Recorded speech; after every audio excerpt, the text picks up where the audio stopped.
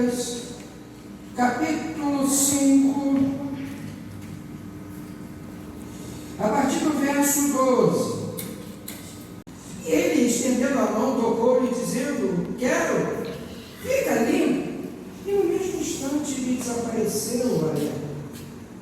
Ordenou-lhe Jesus que a ninguém o dissesse, mas vai, disse, mostra-te ao sacerdote e oferece pela tua purificação o sacrifício que Moisés determinou para servir de testemunho ao povo. Porém, o que se dizia a seu respeito cada vez mais se divulgava, e grandes multidões afluíam para o ouvirem e serem curados de suas enfermidades. Ele, porém, se retirava para lugares solitários e orava. Começou a cabeça nesse momento para orar ao Senhor, Deus e Pai. Aqui nós estamos, Senhor, para adorar a Ti, para glorificar o Seu nome. Fale, Senhor, ao coração dos meus irmãos, assim como o Senhor falaste ao meu, para que nós possamos refletir daquilo, ó Deus, que o Senhor quer para cada um de nós. Revela-nos, Senhor, cada vez mais, para que a Sua palavra e os seus atos sejam glorificados no Pai. É o que nós te oramos, Senhor. Não a nós, não a nós, não a nós, não a nós, somente o Seu nome seja glorificado. Amém. É o que nós louvamos, em nome de Jesus. Amém. Amém. O texto que nós acabamos de ler, o texto que nós estamos mencionando, eu dei como título a essa reflexão de não desista. Não desista. Às vezes, muitas vezes, nós queremos desistir por alguma coisa que acontece, por algo que, às vezes, na nossa vida, possa acontecer e eu, pela minha fragilidade humana, pela minha fragilidade, às vezes até emocional, psicológica, e também pela minha fragilidade como humano, eu desisto. Eu paro no meu caminho. Eu não olho para o Deus provedor, mas eu olho para a circunstância que possa aparecer dentro de mim, na minha condição de eu ser paralisado. Aí eu desisto. Eu coloco dessa forma. Mas se nós olharmos para dentro desse texto, para dentro do contexto, tem um homem. É narrado um homem. É visto um homem dentro desse contexto. E esse homem ele estava com uma enfermidade. E essa enfermidade, na condição e naquela época, era uma enfermidade muito, vou dizer assim, que os tiravam do convívio social, que os separava. E se nós olharmos dentro de um contexto, lá em 2 Reis, se não me falha a memória, capítulo 9, no verso por aí 14 em diante, nós vamos ver 2 leprosos, que eles estavam fora do arraial de Israel porque eles tinham lepra. Então eles eram afastados da comunidade pelo seu convívio social, porque tinham uma doença, uma enfermidade que era tida como impuro, era tido como ter as impurezas, e ele poderia estar vivendo em pecado. Era esse o contexto a qual esse texto nos informa e nos diz.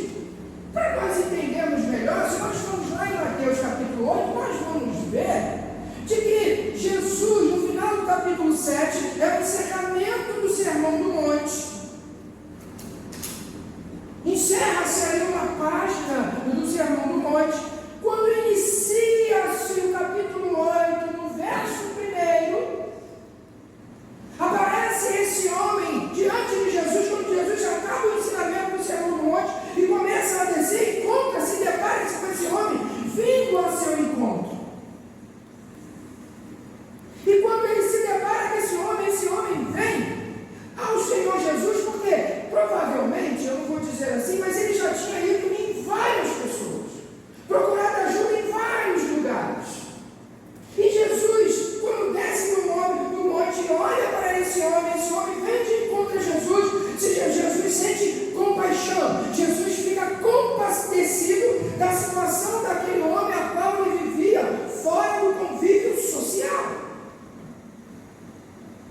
E talvez nós perdemos essa esperança. Já procuramos em vários locais, nós já procuramos soluções para a nossa vida, seja da nossa família, do nosso filho. Nós vamos em vários locais procurar ajuda e nós não encontramos. E nós perdemos a esperança.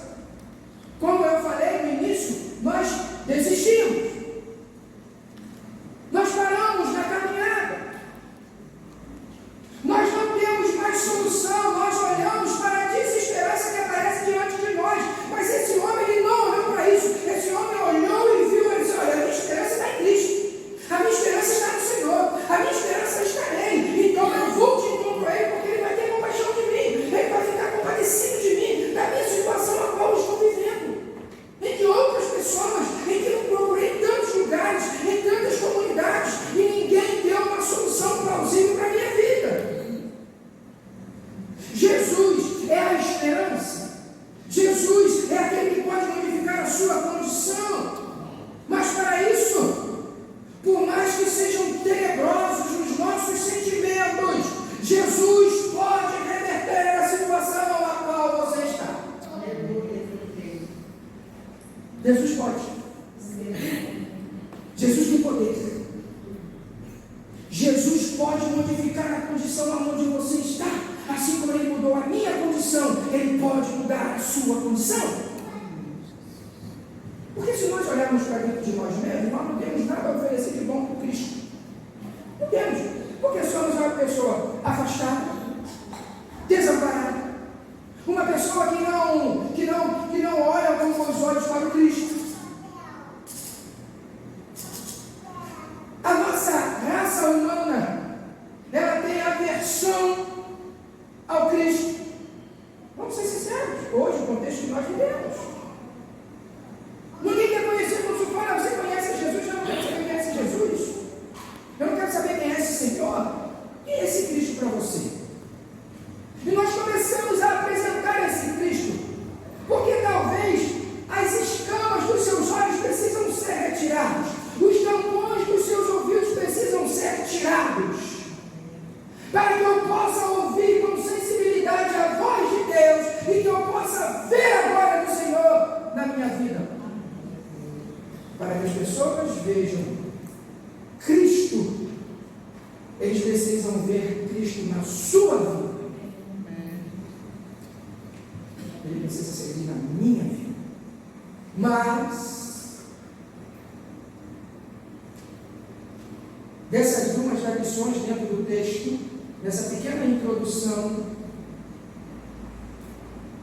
nós temos que nos colocar como paciente. Nós devemos ser pacientes, para que esse Cristo comece a ver em mim e em você aquilo que precisa ser mudado. E eu tenho que me render a esse Cristo. E eu tenho que me render a esse Senhor. Talvez você possa estar assim: olha, eu estou aqui, participo das atividades da igreja. Eu participo de todos os movimentos que a igreja estabelece. Eu participo de todos os movimentos sociais da igreja. Eu participo de tudo em que é oferecido. Eu participo. Eu faço tudo aquilo que o Senhor determine, a igreja coloca. Mas ainda, irmãos, não foi colocado como um paciente a ser tratado daquilo que você precisa ser mudado.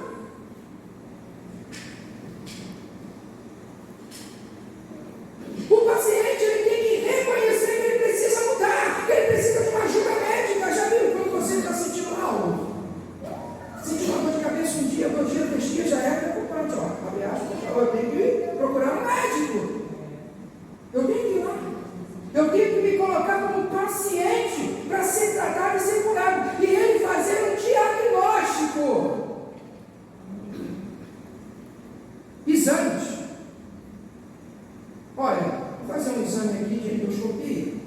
E não é endoscopia, vamos fazer um exame, um raio-x, vamos ver se é do nervo ciático ou alguma coisa que está com essa dor que está afetando a minha mente, o meu nervo. Você não se coloca como paciente?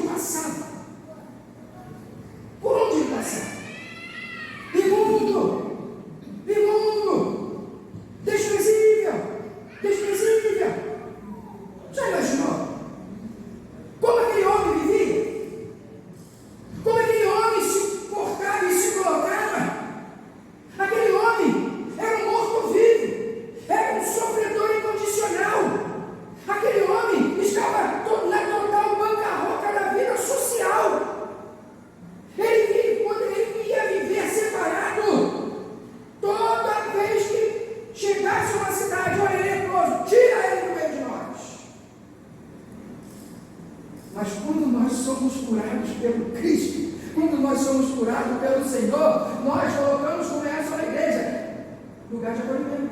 Você é acolhido. Você é acolhido. Porque Jesus não faz acepção de pessoas. Cristo não coloca ao léu, Deus não coloca ninguém para a lateral da vida. Deus o chama para ser tratado, para ser curado, para ser transformado e te dar uma nova vida. Aleluia. E mudar o seu estado. Por mais difícil e por mais temível e horrível e desfigurada esteja a sua vida, Deus muda, Deus transforma. Mas para isso, eu tenho que me colocar como paciente. Você já pensou em se colocar como paciente do Senhor? Eu me coloco como paciente como do Senhor todos os dias, porque eu preciso sempre ser mudado. Todos os dias eu preciso ser mudado, eu preciso ser tratado, eu preciso do remédio. E esse remédio é a palavra. Quando eu me coloco como paciente, o receituário está aqui. Aleluia. Eu começo a me conhecer, eu começo a me olhar por dentro, eu começo a me ver por dentro, eu me coloco do lado do avesso. Deixa eu expressão para me fechar. Eu me coloco do lado do avesso para me conhecer, porque o Senhor, desculpa a expressão, me desnuda, para me reconhecer que eu preciso ser cuidado por Ele diariamente. E esse homem, ele se sentia totalmente uma pessoa desprovida, devastada emocionalmente, mal cheirosa. Era uma doença horrível naquele contexto. E essa doença, ela desfigura a pessoa. E naquele contexto, era pior ainda, que era considerado um símbolo do pecado. Já pensou? O contexto psicológico desse homem, causa, irmãos, um desconforto, vou até mais além, causa efeitos psicológicos devastadores, sérios quanto a devastação física, muita coisa. Ele era um homem comum, mas ele, quando se depara com o Senhor Jesus, quando ele se depara com Cristo, quando ele olha para o Cristo, ele reconhece Jesus como o Senhor, que poderia mudar o quadro da sua vida. Então ele se reconhece e se coloca como um paciente para ser tratado, para ser curado. O que me chama a atenção nesse verso 12, aconteceu que, estando ele numa das cidades, veio à sua presença um homem coberto de lepra. Ao ver Jesus prostrando-se com o rosto em terra, suplicou-lhe: Senhor, se quiseres, pode me purificar. Ele fala da seguinte forma: o homem, ele não pede de imediato a cura. O que ele pede? Lá no finalzinho, purificação. Purifica-me, Senhor. Lava-me, Senhor. Tira-me como isópago. Já viu lá em Salmos, vai dizer? Águas limpas. Ezequiel vai dizer para nós que as águas do templo são águas purificadoras, que limpam a alma, que limpam a nossa vida. Porque o significado da lepra, para ser curado, ele é purificado. Mas ele se colocou como um paciente. E eu? Como estou me colocando diante do Senhor Jesus? Estou me colocando como um paciente? Para analisar, para nós refletirmos. Nós precisamos nos colocar diariamente como paciente do Senhor para ser tratado, para ser curado, para ser purificado. Segundo que eu posso ver dentro desse texto, o doutor.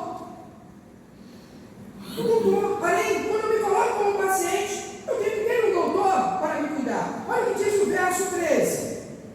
E ele, estendendo a mão, tocou-lhe, dizendo: quero, fica limpo. E no mesmo instante desapareceu. Alerta. Nesse contexto, Jesus não expulsa o homem. Jesus não manda ele embora. Jesus não afasta ele. Jesus não taca a pedra nele. Jesus não fala palavras ameaçadoras. Jesus não fala palavras que venham a ofender o seu ego. Jesus não vai falar palavras que venham a ofender o seu íntimo. Jesus não fala palavras que venham maltratá-lo. Mas Jesus vem com uma palavra que venha a edificar a sua vida e transformar o teu ser.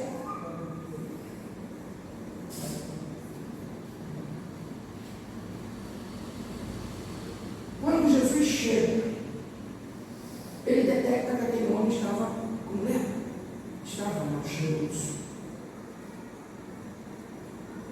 E quando nós observamos essas observações, nós vamos ver de que em Mateus capítulo 8, no verso 2, ele vai dizer que aquele homem já estava num processo daquela doença em estágio avançado. Estava num estágio já deplorável. Jesus, ao invés de expulsá-lo, Jesus, ao invés de jogá-lo para fora do arraial, Jesus diz da seguinte forma: Jesus tocou naquele homem. Jesus abraçou aquele homem.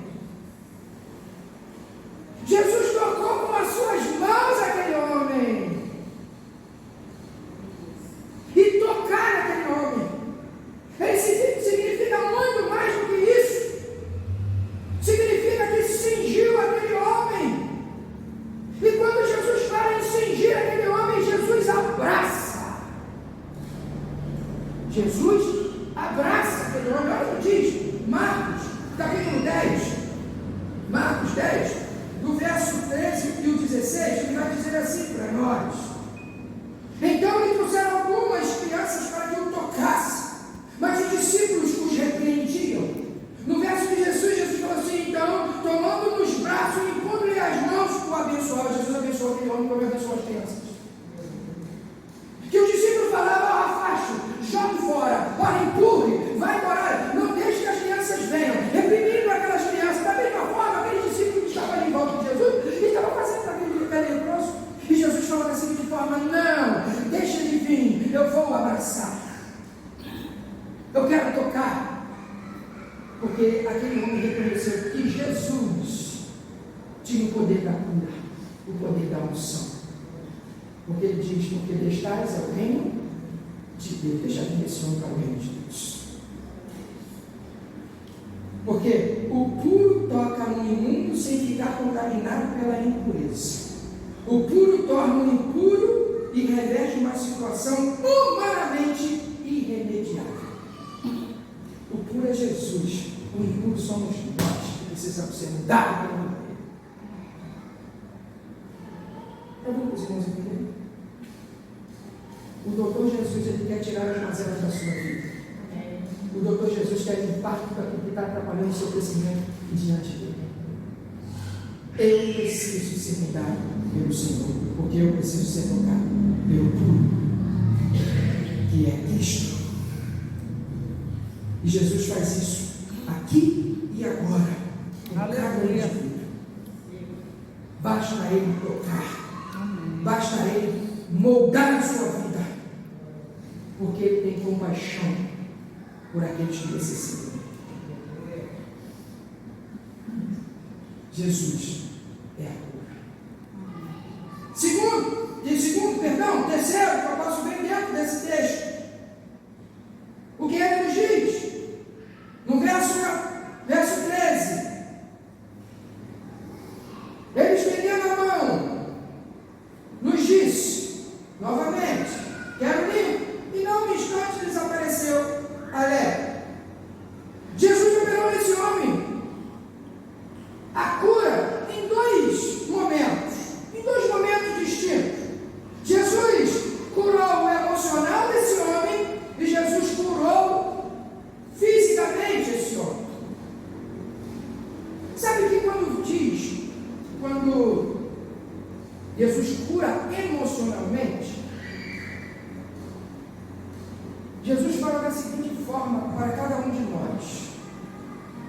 Você tem valor e você tem dignidade. Você tem valor na sociedade, você tem valor para mim, você tem dignidade para mim quanto para a sociedade. Talvez muitas pessoas já minaram o seu emocional, o seu psicológico, com palavras que venham trazer e deixar você bem cabisbaixo, emocionalmente. Jesus, ele dá valor a você. Jesus diz para você que você é digno diante dele. Jesus traz você de volta. Ele quer sarar as suas emoções, Ele quer sarar a sua alma, Ele quer restaurar a sua dignidade, Ele quer restaurar o seu valor. Assim como Ele teve compaixão e ficou compadecido com aquele homem, Jesus também tem compaixão por mim e por você. Porque poder sem compaixão é tirania, compaixão sem poder é fraqueza, mas Jesus teve compaixão e poder para mudar a situação daquele homem, e Ele muda a sua situação hoje. Agora, basta uma palavra do meu Deus e Ele muda as circunstâncias. Aleluia. Segundo, em que eu posso ver dessa cura milagrosa, é a cura física. Era uma doença incurável, era um índice de segregação, afastava ele da sociedade. Aquele homem estava fadado, aquele homem estava sentenciado à morte. Não tinha mais esperança nenhuma. Era um homem morto vivo. Era um amor vivo. Jesus com uma parada e com uma palavra, e Jesus com o tocar e abraçar aquele homem, Jesus curou aquele homem imediatamente. E Jesus nessa manhã Ele quer curar você. Aleluia. Jesus quer mudar os planos da sua vida. Jesus quer dar uma nova conotação de vida a você. Jesus quer mudar a sua condição nesta manhã.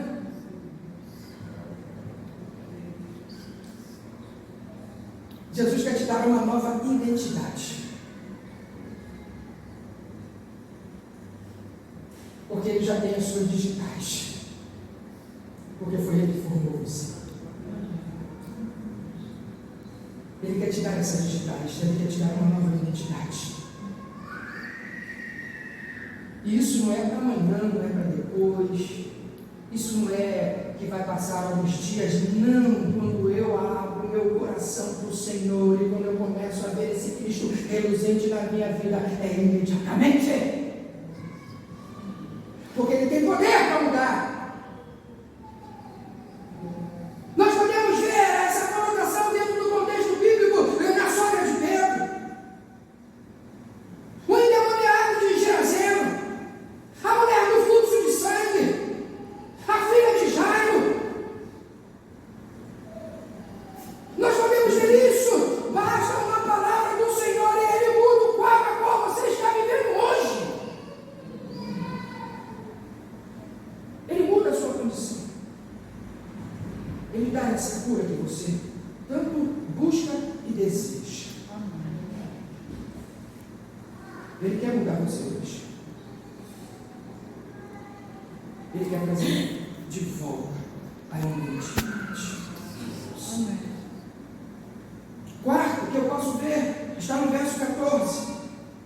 Ordenou Jesus que a ninguém o dissesse, mas vai, disse, mostra-se ao sacerdote, oferece pela tua purificação o sacrifício que Moisés determinou para servir de testemunho ao povo. Jesus, ele encaminhou esse homem após aquela cura para seguir um procedimento a qual tinha a lei mosaica, de se apresentar ao sacerdote para ser limpo, para ser curado, de mostrar a ele de que o diagnóstico da doença e também autorizar o indivíduo curado a retornar o seu convívio social. Pela lei mosaica. Ele tinha esse contexto. Ele tinha que chegar lá, olha, vai, apresenta-se ao sacerdote, mostra que foi curado, que a partir de agora, a segregação social a qual você estava composto, você volta a se socializar com aquelas pessoas e aquela cidade. Você retorna a a sua condição normal, você retorna ao convívio social. Além de Jesus curar o seu emocional, a sua física, Jesus devolveu a sanidade física, mas também deu seu retorno ao convívio. Olha como que ele ganha. Família. Ele volta a conviver com os irmãos na sinagoga. E ele volta para a sociedade. Olha, irmãos. Quando você é curado, as escamas dos nossos olhos caem, os tampões do nosso ouvido saem. Nós vamos a ter um convívio harmonioso com os irmãos dentro da igreja. A unidade se faz presente. O convívio social é restabelecido. A união, a comunhão, ela volta a ser formada e forjada em nós. O amor de Deus se faz presente na nossa vida, assim como 1 João vai dizer, de que nós passamos a amar uns aos outros, assim como Deus amou uns para com os outros. Nós passamos a ter a essência desse Cristo, nós passamos a ter a essência do Senhor sobre nós, e nós passamos a nos ressonanizar continuamente com cada indivíduo dentro da nossa condição. É o testemunho. Mas os irmãos acham que esse homem ficou só apenas de ir ao sacerdote? Olha o que diz o verso 15.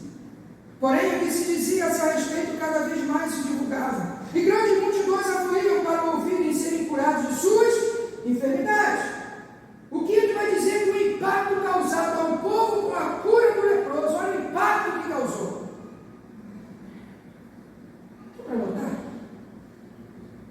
ele não só foi ao sacerdote, não, mas ele começou a proclamar a todos aqueles da cidade, aonde ele vivia, a sinagoga, a sua família, que ele tinha sido curado pelo Cristo, pelo Senhor. E às vezes, quando nós temos uma bênção, às vezes, quando nós temos algo a receber do Senhor, e quando nós recebemos, nós não partilhamos. Nós temos que partilhar com os irmãos da fé, para dizer que esse Cristo é exaltado. Eu tive exemplo novamente, lá no Antigo Testamento, a Bíblia nos diz e nos informa sobre isso, de quando aquele exército estava sitiado, não tinha mais para lugar nenhum, Jesus enviou aqueles 2 leprosos e começou a caminhar, e começou a fazer um sonoro, e de que grande exército estava se aproximando daqueles homens, e todos fugiram. A Bíblia nos diz de que a vitória foi do Senhor, foi do Cristo, foi do ressurreto, o bendito em gerações. O impacto que nós causamos, irmãos, é de um grande exército do Senhor, que veio para glorificar e dignificar o nome de Deus e proclamar o seu nome eternamente.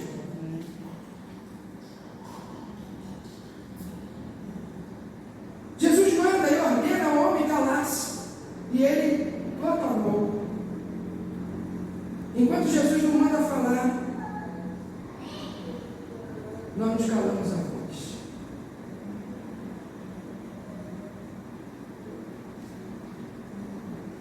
Nós temos que dignificar o nome de Cristo, porque nós somos testemunha do ressurreto, do Senhor Jesus.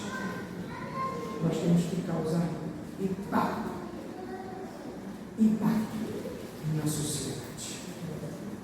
Sexto e último, eu quero fechar aqui. Está ele, porém, se retirava para lugares solitários e orava. Jesus retirou-se para orar e procurar intimidade com o Pai, como diz o verso de Jesus. Jesus não se impressionou com a multidão. Jesus se afastou, Jesus procurou se afastar dos lugares públicos. retirou-se para um lugar solitário. O texto nos informa e nos diz de que ele procurava lugar para poder procurar mais estar presente e ter mais intimidade com Deus. Às vezes nós temos mais intimidade com o nosso irmão, eu digo assim, com o Bruno, do que com Deus. Eu tenho mais intimidade com outros irmãos do que com Deus. Às vezes eu coloco a minha vida, exponho a minha vida com o irmão, mas não exponho com Deus. Às vezes eu estou tão solitário que eu vou falar com o meu irmão e relato tudo da minha vida para aquele irmão, mas no meu lugar, na minha casa, no meu quarto, eu me fecho e não converso com Deus, que é aquele que pode resolver. Jesus nos ensina nesse texto que nós temos que ter mais intimidade com Ele. E não, claro, nós temos que ter intimidade com o irmão, mas a maior intimidade que eu devo ter é com Cristo, é onde eu devo me desabafar, é onde eu tenho que chorar, é onde eu tenho que me debruçar, é onde eu tenho que me prostrar diante dele, é onde que ele vai sanar todas as minhas dificuldades, somente Ele.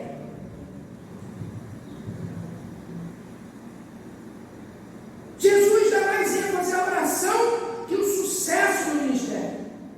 Preferia mais intimidade com o Pai que os holofotes da fama. Essa é a nossa intimidade. Não queremos holofote de fama na Igreja Central de Niterói. Nós não queremos. Nós queremos é mais intimidade com Deus. A Central de Niterói tem intimidade com Deus. É por isso que nós temos a nossa tarde com Deus de oração. 15 horas. Nós queremos orar ao Senhor, nós queremos buscar o Senhor, nós queremos nos colocar diante de Deus. Para aqueles que estão trabalhando, eles sejam fortificados no Espírito, nos seus lares, no seu local de trabalho, em sua carreira profissional. Nós estaremos orando aonde estiverem, pode sentir a presença de Deus, porque a Igreja Central de Niterói, ela está orando. A oração da hora nona. Foi isso que Jesus nos deixa como um ensino. Às vezes nós nos tornamos escravos do trabalho, somos escravizados. E quando nós somos escravizados com as coisas do mundo, e Paulo vai dizer sobre isso lá em Romanos capítulo 12, não nos conformeis com este século, mas transformados pela renovação do nosso espírito, para seja qual for agradável, boa, perfeita vontade de Deus sobre a nossa vida. Então, parafraseando, me desculpe, tá? Aliás, fechado. É isso que Deus quer de nós. E quantas horas nós passamos a sós com Deus? Não geramos intimidade com Deus. Não geramos uma intimidade mais aguda com Deus. Não levamos uma vida de oração com Jesus. Quando nós temos uma vida estreita com Deus, uma busca incessante com Deus, quando nós buscamos mais a Deus, nós estreitamos o nosso laço com Deus, nossa intimidade com Deus, e nós vivemos em Deus. Eu não estou dizendo aqui que você não deva não trabalhar. Não estou dizendo isso aqui. Eu estou dizendo que nós temos que nos colocar uma vida diante de Deus, no tempo em que eu deixei o meu trabalho, eu separar um tempo para estar com Deus.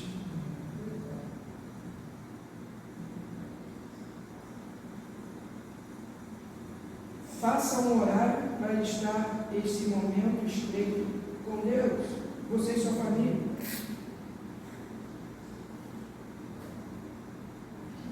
Se é você e a sua esposa, vou reservar um horário no final do dia, encerrou o dia de trabalho, 8 horas da noite eu vou lá para o meu quarto, vou ficar com a minha esposa, vou orar com meus filhos.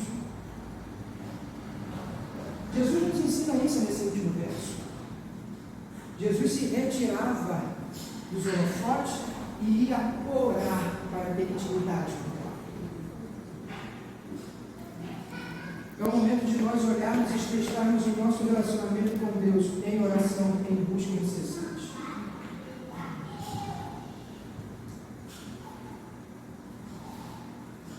Eu quero encerrar aqui falando aos irmãos.